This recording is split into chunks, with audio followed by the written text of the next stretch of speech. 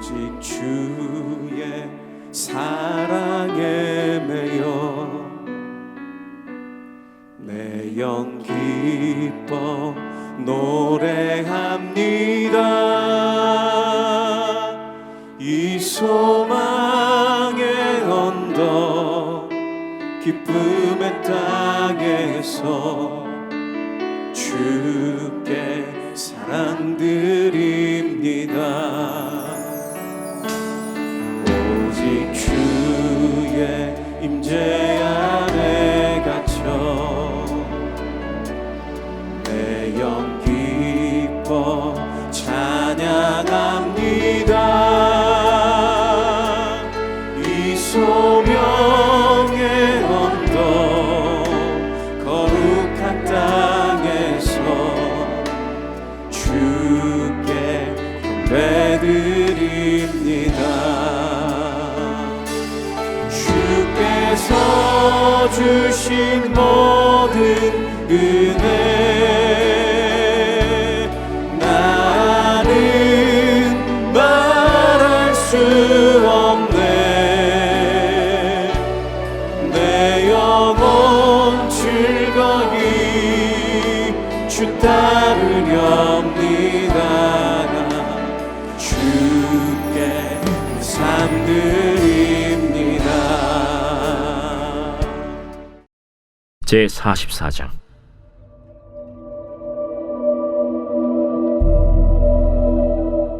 요셉이 그의 집 청지기에게 명하여 이르되 양식을 각자의 자루에 운반할 수 있을 만큼 채우고 각자의 돈을 그 자루에 놓고 또 내 잔 곧 은잔을 그 청년의 자루 아귀에 놓고 그 양식값 돈도 함께 넣으라. 그가 요셉의 명령대로 하고 아침이 밝을 때에 사람들과 그들의 나귀들을 보내니라. 그들이 성읍에서 나가 멀리 가기 전에 요셉이 청지기에게 이르되 일어나 그 사람들의 뒤를 따라가서 그들에게 이르기를 너희가 어찌하여 선을 악으로 갚느냐. 이것은 내 주인이 가지고 마시며 늘 점치는 데 쓰는 것이 아니냐. 너희가 이같이 하니 악하도다 하라. 청지기가 그들에게 따라가서 그대로 말하니 그들이 그에게 대답하되 내 주여, 어찌 이렇게 말씀하시나이까? 당신의 종들이 이런 일은 결단코 아니하나이다. 우리 자루에 있던 돈도 우리가 가나안 땅에서부터 당신에게로 가져왔거든. 우리가 어찌 당신의 주인의 집에서 은금을 도둑질하리이까? 당신의 종들 중 누구에게서 발견되든지 그는 죽을 것이오. 우리는 내 주의 종들이 되리이다. 그러면 너희의 말과 같이 하리라. 그것이 누구에게서든지 발견되면 그는 내게 종이 될 것이요 너희는 죄가 없으리라. 그들이 각각 급히 자루를 땅에 내려놓고 자루를 각기 푸니 그가 나이 많은 자에게서부터 시작하여 나이 적은 자에게까지 조사하매 그 잔이 베냐민의 자루에서 발견된지라. 그들이 옷을 찢고 각기 짐을 나귀에 싣고 성으로 돌아가니라. 유다와 그의 형제들이 요셉의 집에 이르니 요셉이 아직 그곳에 있는지라. 그의 앞에서 땅에 엎드리니 요셉이 그들에게 이르되 너희가 어찌하여 이런 일을 행하였느냐. 나 같은 사람이 점을 잘 치는 줄을 너희는 알지 못하였느냐. 유다가 말하되 우리가 내 주께 무슨 말을 하오리이까? 무슨 설명을 하오리이까? 우리가 어떻게 우리의 정직함을 나타내리이까? 하나님이 종들의 죄악을 찾아내셨으니 우리와 이 잔이 발견된 자가 다 내 주의 노예가 되겠나이다. 내가 결코 그리하지 아니하리라. 잔이 그 손에서 발견된 자만 내 종이 되고 너희는 평안히 너희 아버지께로 돌아 올라갈 것이니라. 오늘 말씀은 요셉이 청지기에게 명령하는 것으로 시작을 합니다. 양식을 구하러 온 형들의 자루에 곡식과 돈을 넣게 하고 특별히 동생 베냐민의 자루에는 자신의 은잔을 넣게 한 것입니다. 그리고 형제들이 성을 떠난 후 청지기를 보내 그들을 추격하게 합니다. 추격해서 형들에게 어찌하여 악으로 선을 갚는지, 왜 주인의 은잔을 훔쳤는지 추궁하도록 합니다. 당연히 형제들은 결백을 주장했죠. 그러면서 그것이 누구에게서 발견되든지 그는 죽을 것이요 우리는 내 주의 종들이 되겠다고 합니다. 그러나 자루를 열어보니 은잔은 베냐민에게서 발견되었습니다. 모든 것이 무너지는 순간이었습니다. 이 장면은 지극히 인간적인 차원에서만 보면 오래전 형들에게 버림받고 팔렸던 요셉이 복수하는 것처럼 보입니다. 하지만 사실은 요셉이 형들의 마음을 확인하기 위한 장면이죠. 우리가 아는 것처럼 오늘 말씀을 기준으로 약 20년 전 도단 들녘에서 요셉이 경험한 이 웅덩이 사건이 있기 때문입니다. 당시 형들은 요셉을 미워했습니다. 아버지의 사랑을 독차지한 요셉을 시기하여 웅덩이에 던졌습니다. 그리고 애굽으로 팔아 넘겼습니다. 형들이 동생을 버린 것입니다. 그리고 아버지에게는 거짓말을 했습니다. 그 당시와 비슷한 상황이 만들어진 것입니다. 이번에는 요셉이 아니라 베냐민입니다. 웅덩이가 아니라 은잔입니다. 하지만 본질은 같습니다. 그때 동생 요셉을 버린 것처럼 이번에도 동생 베냐민을 버릴 것인가? 그렇지 않을 것인가? 사실 이때 형들에게는 이 동생을 베냐민을 버릴 수 있는 명분이 있었습니다. 은잔은 베냐민의 자루에서 나왔습니다. 또한 17절 말씀에서 볼 수 있는 것처럼 총리 요셉이 형제들 모두가 아니라 이 은잔이 발견된 자만 종으로 삼고 나머지 형제들은 돌아가도록 한다고 했습니다. 그러니까 얼마든지 총리에게 자신들의 결백을 말할 수 있었습니다. 결백을 이야기하며 베냐민만 넘겨주고 자신들은 양식을 가지고 아버지 야곱에게로 돌아갈 방법이 있었다는 것이지요. 합리적인 핑계, 그럴듯한 명분이 분명히 존재하는 상황이었습니다. 심지어 20년 전에 이 동생을 버릴 때에는 그들의 시기심이 이유였습니다. 이번에는 똑같이 동생을 버린다 하더라도 합리적이고 정당해 보이기까지 합니다. 우리 삶에도 이와 같은 순간이 찾아올 수 있습니다. 하나님께서 허락하시는 순간입니다. 하나님은 우리로 하여금 이 곤란에 처하도록 하기 위해서 함정을 파시는 분이 아니시죠. 우리의 마음을 드러내시기 위해서, 우리의 진심을 드러내서 우리로 그것을 보도록 하시기 위하여 이와 같은 시간을 허락하시는 분이십니다. 그럴듯한 명분이 있는 상황, 외면해도 되는 명분, 도망쳐도 될 명분, 책임지지 않아도 될 명분, 나 혼자만 빠져나와도 될 명분, 그 가운데에 있는 우리의 진심, 그 가운데에 드러나는 우리의 진심을 보시는 것입니다.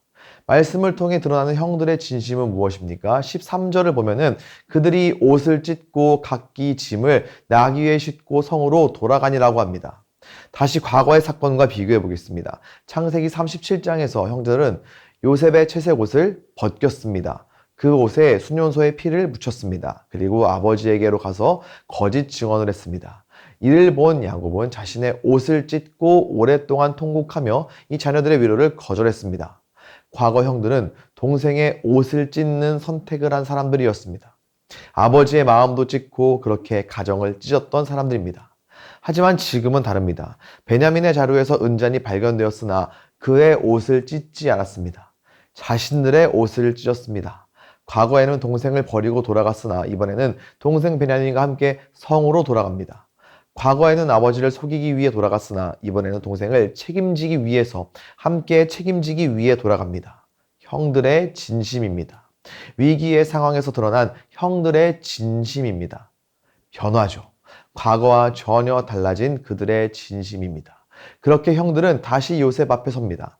그 앞에서 유다의 고백이 참 인상적인데요. 16절 말씀 가운데 이런 표현이 있습니다. 하나님이 종들의 죄악을 찾아내셨으니.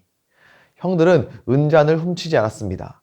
이 사건만 놓고 보면 형제들은 억울한 사람들입니다. 따라서 총리 요셉 앞에서 훔치지 않았다, 억울하다, 누명이다라고 얼마든지 이야기할 수 있는 사람들이고 그런 상황입니다. 그럼에도 유다는 그렇게 이야기하지 않았습니다. 눈앞의 사건만을 바라본 것이 아니죠. 이 사건 넘어 자신들을 다루시는 하나님의 손길을 본 것입니다. 하나님이 종들의 죄악을 찾아내셨으니, 여기서 죄악은 은잔과 관련된 게 아닙니다. 20여 년 동안 숨기고 살아온 죄입니다. 요셉을 팔아 넘기고 아버지를 속이고 그렇게 동생을 버리고도 아무렇지 않게 살아온 죄입니다. 하나님께서는 같은 상황, 같은 시험 앞에서 그들의 깊은 죄를 이와 같이 다시 꺼내신 것입니다. 왜 꺼내셨을까요? 정죄하기 위해서일까요? 아닙니다. 회개하도록 하시기 위해서, 무너뜨리기 위해서가 아니라 새롭게 세우시기 위해서입니다. 오늘날 우리에게도 마찬가지입니다. 하나님께서는 때때로 우리 인생에 억울한 일, 부당한 일을 허락하시면서 그 억울함과 부당함에만 머무는 것이 아니라 그것들을 통해 결국 우리는 은혜 없이 살 수 없는 죄인임을 고백하도록 더 깊은 것을 보게 하십니다. 때로는 우리 안에 아직 해결되지 않은 죄를, 오래 묻어두었던 상처와 악함을, 합리화했던 과거와 외면했던 책임도 바라보게 하십니다. 그리고 하나님 앞에 엎드리게 하십니다. 유다가 이것을 보여주고 있습니다. 그는 억울한 사건 앞에서 변명하지 않았습니다. 하나님 앞에 엎드렸습니다. 그렇기 때문에 하나님이 종들의 죄악을 찾아내셨다고 할 수 있었던 것입니다. 우리가 잘 아는 것처럼 유다는 요셉을 팔자고 제안했던 사람입니다. 하지만 이제는 동생을 살리기 위해 자신을 내어놓는 사람이 되었습니다. 변화입니다. 은혜가 만든 변화입니다. 같은 시험 앞에서 하나님은 요셉의 형들로 하여금 그들의 감추어진 마음을 드러내사 이제는 다른 선택을 하게 하셨습니다. 그렇게 변하게 하신 것이지요. 우리에게도 이와 같은 은혜와 일이 일어날 줄로 믿습니다. 그 가운데 우리를 변화시키는 것은 유다보다 더 크신 분을 보는 것이지요. 바로 예수 그리스도입니다. 우리는 베냐민처럼 죄인의 자리에 선 사람들, 요셉의 형들처럼 오래 숨겨온 죄를 가지고 온 사람들입니다. 그런데 예수께서는 그런 우리의 죄를 대신하여 십자가를 지었습니다. 그리스도로 인하여 새로워질 수 있는 자들이 된 것이지요. 사랑하는 성도 여러분, 우리 인생에 과거와 똑같은 시험이 얼마든지 찾아올 수 있습니다. 같은 사람이 우리 앞에 설 수도, 같은 억울함이 반복될 수도, 같은 명분이 주어질 수도 있습니다. 그 가운데에 이전과 같은 방식이 아닌 이 예수로 인하여 은혜 가운데 있는 우리는 다른 선택을 할 수 있다는 것을 기억하시기를 소망합니다. 은혜 받은 사람은 명분 뒤에 숨지 않습니다.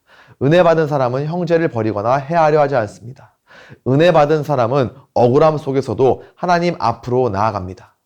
바라기로는 같은 시험 앞에서, 같은 시험의 자리 앞에서 은혜 받은 사람으로서, 십자가를 만난 사람으로서, 우리를 버리지 않으신 예수님을 따라가는 제자들로서 다른 선택을 하는 우리가 될 수 있기를, 우리를 대신해 십자가에 서신, 우리를 버리지 않으신, 우리를 위해 자기 생명을 내어주신 우리 구주 예수 그리스도 이름으로 간절히 축원합니다. 이 시간 함께 기도하시겠습니다. 먼저 기도하실 때 과거의 상처, 죄의 습관, 익숙한 자기 방어 방식이 찾아올 때 예전처럼 피하거나 외면하거나 누군가를 버리는 선택을 하지 않게 하소서. 은혜 받은 사람답게 책임지고 사랑하고 함께 돌아서는 믿음의 선택을 하게 하소서. 아멘. 둘째로 합리적인 이유와 그럴듯한 핑계 뒤에 숨어있는 우리의 이기심, 두려움, 무책임, 오래 묻어둔 죄를 하나님 앞에서 정직하게 보게 하소서. 억울함과 부당함 속에서도 변면보다 회개를 선택하며 우리를 새롭게 세우시는 하나님의 손길을 신뢰하게 하소서. 아멘. 마지막으로 죄인의 자리에서 우리를 대신하여 십자가를 지신 예수님을 깊이 바라보게 하소서. 우리를 버리지 않으신 주님의 은혜를 받은 사람으로서 가정과 교회와 공동체 안에서 형제를 외면하지 않고 품으며 누군가를 살리기 위해 자신을 내어놓는 사랑의 사람으로 변화되게 하소서. 아멘. 함께 기도하시겠습니다.